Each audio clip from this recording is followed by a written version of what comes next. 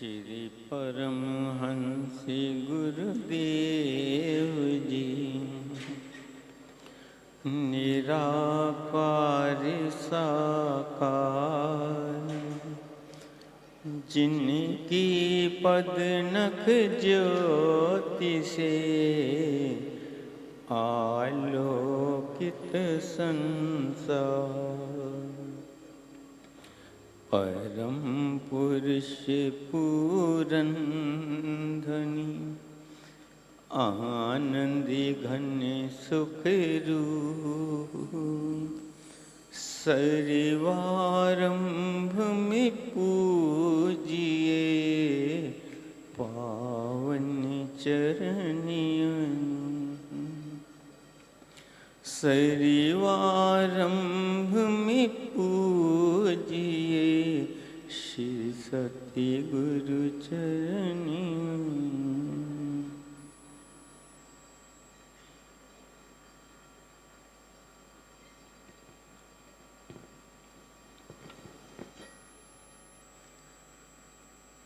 सम्मुख सुशोभित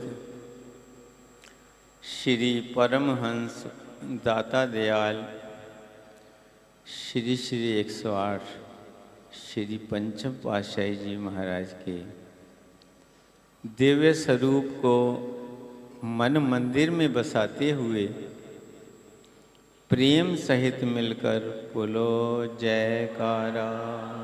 बोल मेरे श्री गुरु महाराज की जय। आज हम सब गुरुमुख जन अपने इष्ट देव महाप्रभु नयनाभिराम जगत वंदनीय श्री 108 श्री परमहंस दाता दयाल श्री पंचम पातशाही जी महाराज के पावन चरण कमलों में बैठकर उनके शुभ अवतरण दिवस का पावन पर्व मना रहे हैं।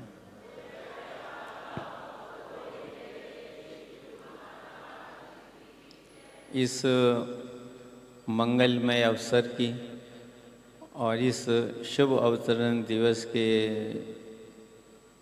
अवसर पर हमारे श्री हजूर सद्गुरु दाता दयाल जी की ओर से आप सब गुरुमुखों को प्रेम भरी शुभ आशीर्वाद हो।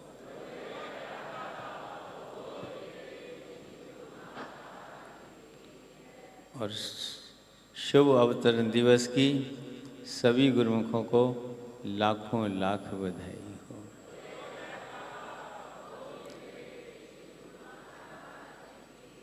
सतगुरु प्रगटे खुशियाँ लाए, हुई खूब रोशनाई है।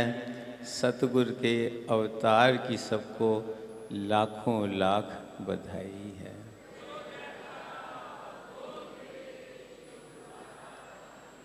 लाखों लाख बधाई है, लाखों लाख बधाई है।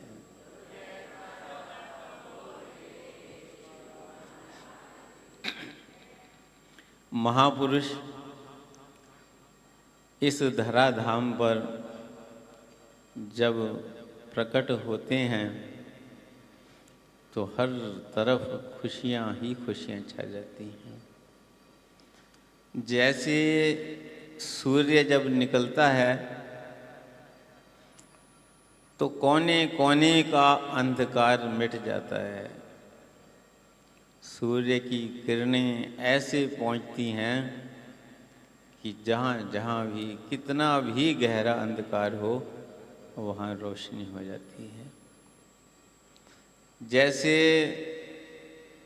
हम पानी देते हैं तो कोई जगह तराई हो जाती है, सींची जाती है और कोई सूखी रह जाती है, लेकिन जब बरसात होती है धरती का कोना कोना जो है वो सींचा जाता है। ऐसे ही जब महापुरुष प्रकट होते हैं तो घट घट के अंदर जो है रोशनी हो जाती है।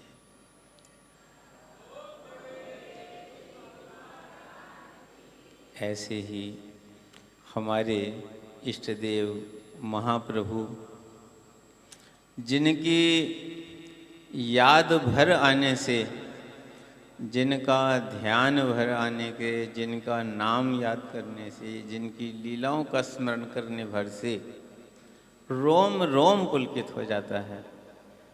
जैसे कहा है ना कि नाम है तुम्हारा तारनहारा, कब तेरा दर्शन होगा, जिनकी प्रतिमा इतनी सुंदर वो कितना सुंदर होगा।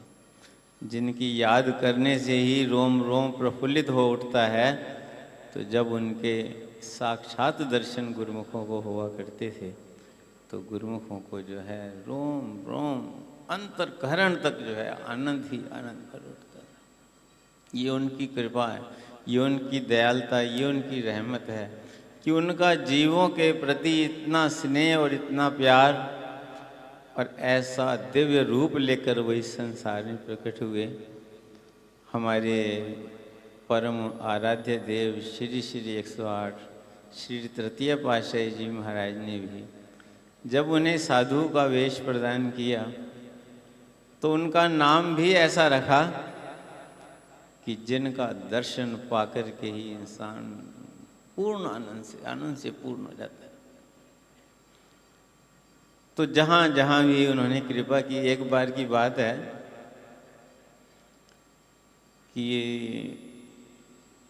टोरंटो में श्री सद्गुरुदेव दाता दयाल जी ने कृपा फरमाई थी। तो उस समय तो सत्संग की वहाँ पर शुरुआत ही थी, थोड़े से प्रेमी थे और अभी जैसे किसी चीज़ की बुनियाद रखी जाती थी, नींव रखी जाती थी, इस प्रकार का था। तो श्री गुरु महाराज जी किसी प्रेमी के घर में रहने का स्थान बनाया था और वहीं पर लोग आते थे मत्था टेकने के लिए। हर एक कुछ प्रेमी थे, फिर जो उनके परिवार वाले थे, जिन जिन को पता लगाता था श्री अनंतपुर से श्री गुरु महाराज जी आए हैं, तो वो लोग आते करते थे। और शाम के टाइम एक हॉल बुक किया हुआ था जहाँ पर शाम को सत्संग होता।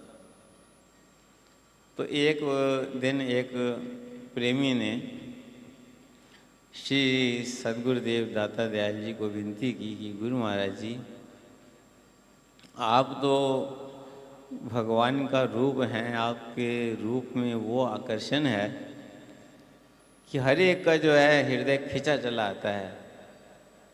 तो आप एक बार जो है टीवी पर किरणें डालो, कि टीवी पे दर्शन दो, ताकि लोग जो है खिंचे चले आए।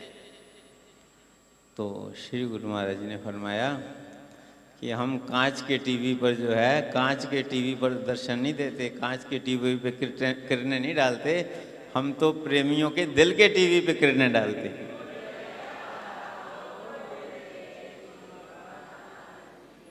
और फरमाया कि जो टीवी का खिंचाव होता है वो तो दिखावे का होता है, जो हृदय का खिंचाव होता है वो सच्चा खिंचाव होता है।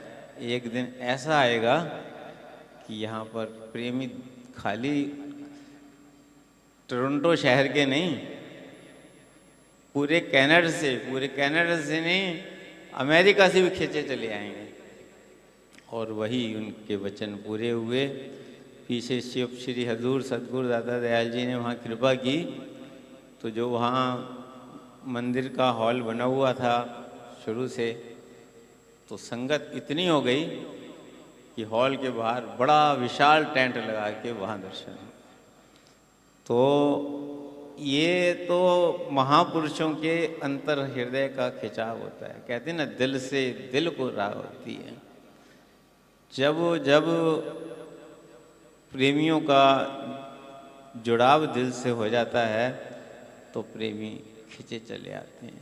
जैसे किसी को कहते हैं ना, फूल जब खिलता है तो भौरों को जो है बताना नहीं पड़ता कि फूल खिल गया है, अपने आप जो भौरे हैं वो पीछे खींचे चले आते हैं। एक बार श्री सद्गुरुदेव दाता दयाल जी लंदन से भारत के लिए कृपा फरमा रहे थे। एयर इंडिया का प्लेन था। तो जब श्री सद्गुरुदेव महाराज जी प्लेन के समीप पहुँचे तो वहाँ जितना स्टाफ था वो सब हाथ जोड़कर सिर झुका करके नमस्कार करने लगा। श्री गुरु महाराज जी आशीर्वाद देते हुए जब प्लेन में आए तो प्लेन में भी सब लोग खड़े होकर के श्री गुरु महाराज जी के चरणों में सिर झुकाते हुए हाथ जोड़ रहे थे और श्री गुरु महाराज जी सबको आशीर्वाद देते हुए अपनी सीट पर जो है आकर के विराजमान हुए। फिर श्री गुरु महाराज जी ने मुझसे पूछा कि सब लोग वो हाथ जोड़ करके खड़े हैं, सब लोग सिर झुका रहे हैं, ये हमें जानते हैं क्या? तो हाथ जोड़ के विनती की कि खुदा का नूर इस घट में भला मालूम होता है, ये वो आईना है जिसमें खुदा मालूम होता है।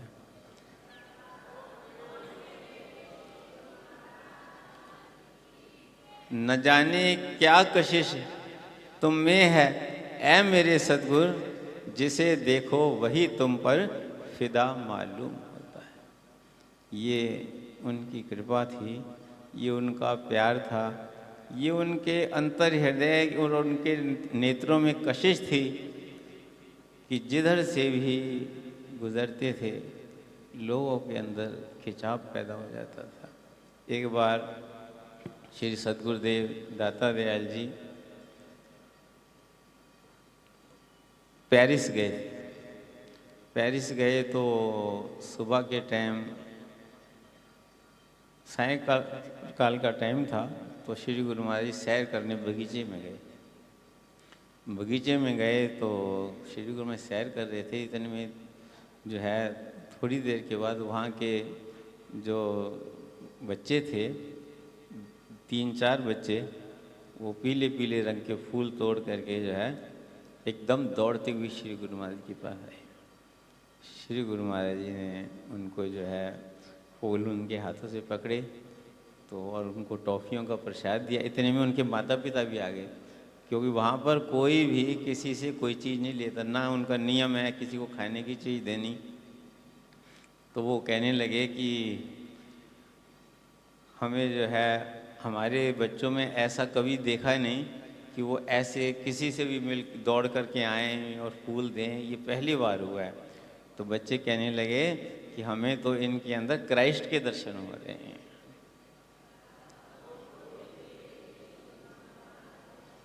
तभी तो वाणी में ही वर्णन किया है, जैसा सतगुरु सुनींदा तैसो ही मैं दीठ, बिछड़िया मेले प्रभ हर दरगाह का बसीठ, हर नामो मंत्र दृढ़ाइंदा काट कोटे हमें रोग, नानक सतगुरु तिना मिलया जिना धुरे पया संजो। वर्णन कर रहे हैं कि जैसा सतगुरु सुनींदा, जैसे हमने वेद शास्त्र ग्रंथों में और संतों के मुख से महिमा श्रवण की है, वैसा ही अपने प्यारे सतगुरु को पाया है। उनके रूप को देखकर, उनकी लीलाओं को देखकर हमें अंतर मन में महसूस होता है कि हम किसी महापुरुष के नहीं, साक्षात पार ब्रह्म परमेश्वर के चरणों में बैठकर उनके दर्शन कर रहे हैं।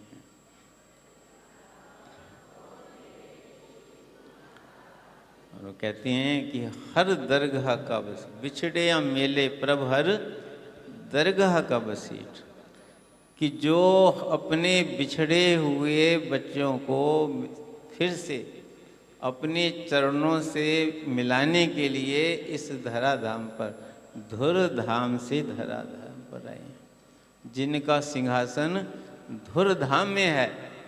केवल हम जीवों के लिए वो इस धराधाम पर प्रकट हुए हैं। आप सबने अमर ज्योति ग्रंथ में भी पढ़ा है कि श्री सद्गुरुदेव दाता दयाल जी एक जगह पर विराजमान थे श्री परमहंस दयाल जी, और वहाँ पर एक प्रेमी ने श्री सद्गुरुदेव महाराज जी का नाम ग्रहण किया, नाम लिया। और उसने तो नाम लिया, उसने अनेकों को, उसने जब अंतर से रस पाया नाम का, तो अनेकों को नाम दिलवाया श्री गुरु महाराज जी से। जैसे कहते हैं कि संसार में इंसान को धन मिल जाए तो वो स्वार्थी बन जाता है, वो किसी को भी बतलाता नहीं है कि मुझे किस तरीके से जो है इतना मैंने धन कमाया है, इतना धन पाया है। लेकिन ये जो नाम का धन है, इसका रस जिसे आ जाता है वो परमार्थी बन जाता है। उसके दिल में ये भाव पैदा हो जाता है कि जो मैंने पाया है वो सारी दुनिया पाए। तो वो शांत नहीं बैठता, वो जो मिलता है उसे जो है अपने जो है प्रभु के चरणों से जोड़ता है। तो उन भगत जी को भी जो है ये जो भाव हुआ कि मैं सबको गुरु महाराज के चरणों से जोड़ूं, तो जो उसे मिलता गुरु महाराज के चरणों में ले आता, प्रेरणा दे के और नाम दिलवाता। अब कुदरत का करना क्या हुआ कि एक दिन जो है वो सड़क पार कर रहे थे और सड़क पार करते ही वहाँ गिर गए और उनकी मृत्यु हो गई। अब मृत्यु तो कहीं भी हो सकती है और कैसे भी हो सकती है, लेकिन लोग तो भ्रमित हो जाते हैं। साधारण जीव हैं, मायावी जीव हैं, तो लोग आपस में जो है बातें करने लगे, ये तो इतना बड़ा भगत था, ये तो गिरा, पता नहीं किस नरक में गया होगा, क्या होगा। अब जो एक वहाँ का मुखिया भगत था उसके मन में भी भाव आ गया, लेकिन अगले दिन क्या देखता है वो कि ध्यान में बैठा हुआ था, तो ध्यान में बैठा हुआ था तो उसे जो है सचखंड में श्री परमहंस दयाल जी के दर्शन हुए। और उसी समय जो है वो भगत जी जिनकी मृत्यु हुई थी, वो सामने के दरवाजे से श्री गुरु महाराज जी के दरबार में ऐसे दर्शन खोले हुए थे, तो दरबार में सामने के दरवाजे से पेश कर रहा था। तो ज्यों ही श्री गुरु महाराज ने, श्री परमहंस दयाल जी ने उसको देखा, तो श्री गुरु महाराज ने एकदम से, जो एक भगत चंवर डोला रहा था, तो श्री गुरु महाराज ने, ये भगत जी को तुम और सेवा करो और इनको चंवर डोलाने की सेवा दे।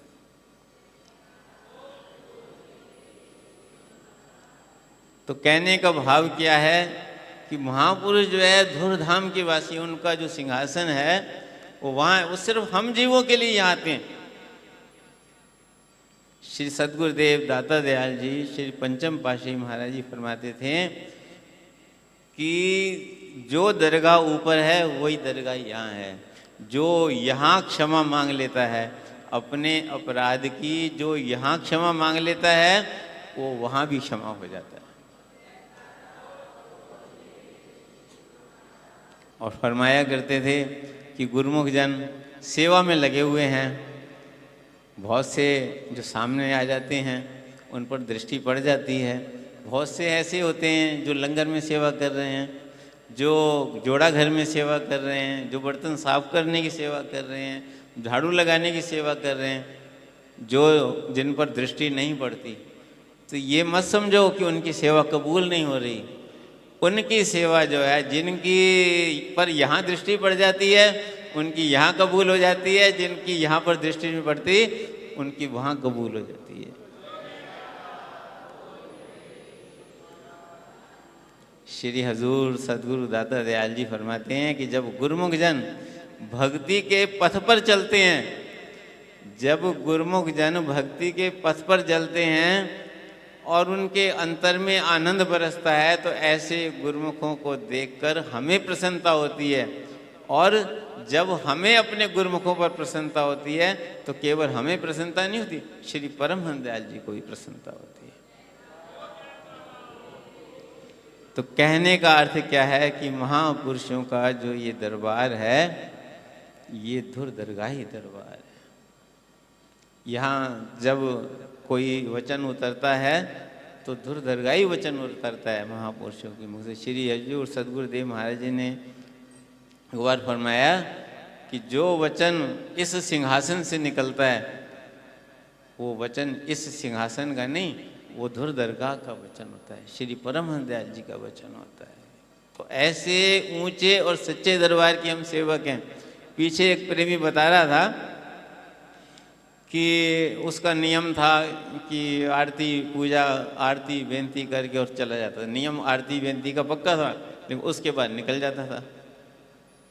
तो एक दिन जो है वो सोया हुआ था तो क्या देखता है कि वो सचखंड में श्री परमहंस दयाल जी का दरबार लगा है, 5 परमहंस वहाँ विराजमान हैं और श्री आरती पूजा हो रही है और अनेकों प्रेमी हैं वहाँ पर। जो ही श्री आरती पूजा हो और बेनती होती है सब दंडौत करते हैं। दंडौत करके जो है श्री गुरु महाराज जी ने हुक्मनामा दिया, उठो गुरुमुख को उठो।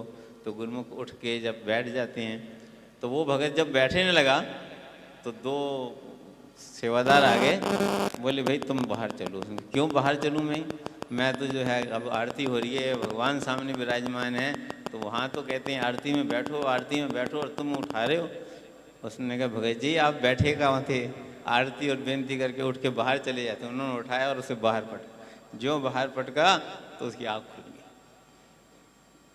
उसके बाद उसने जो है गुरु महाराज के चरणों में माफ़ी मांगी कि अब मैं जो है कभी भी जो है नियम को जो है अधूरा नहीं छोड़ूंगा। तो सतगुरु जो है जो हम यहाँ कर रहे हैं वो साथ साथ हमारा जो है वहाँ कबूल होता जा रहा है। तो ऐसी धुर दरगाह के जो सतगुरु हैं जहाँ उनका सिंहासन है वो सतगुरु हमें मिले हुए हैं और जो हमें अपने साथ मिलाने के लिए, हमें अपने यानी धुर दरगाह से जोड़ने के लिए इस संसार में आए। कहते हैं हरि नामो मंत्र दृढ़ाइंदा कट्टे होमे रो। हमारे अंतर से जो होमे का रोग है, जो अहंकार का रोग है, भगवान से दूर करने का एक ही कारण है जीव को, वो है अहंकार। जब तक मन के अंदर अहंकार है तब तक उसे मालिक के दर्शन नहीं हो सकते। तो इस अहंकार का रोग ये साधारण रोग नहीं है, हर आदमी ग्रसित है। ऋषि मुनि योगी तपस्वी भी जो है उसमें ग्रसित है। आपने देखा नहीं कई ये इतिहासों में लिखा होता है, जरा किसी ऋषि मुनि को जरा कुछ किया तो शाप देने को तैयार हो जाता है। क्यों हो जाता है, क्यों उसको इतना क्रोध आ जाता है? कि उसके अंदर अहंकार है कि मैंने इतनी कमाई की हुई है और इसने मेरे को बोल दिया।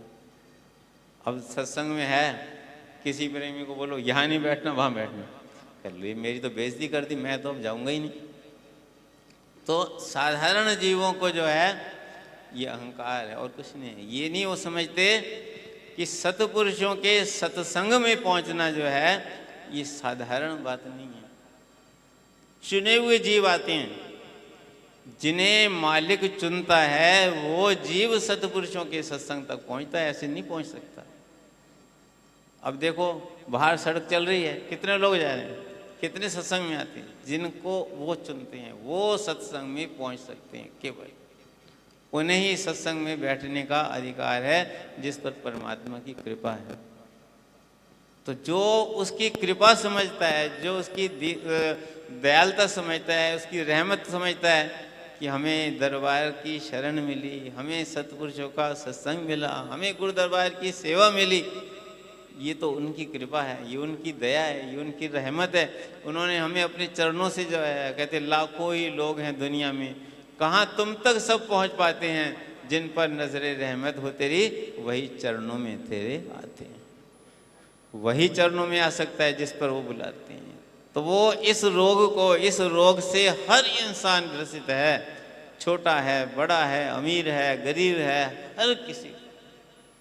जिसके पास बहुत है उसके पास उसके अंदर भी है, जिसके पास कुछ नहीं है उसके अंदर भी है।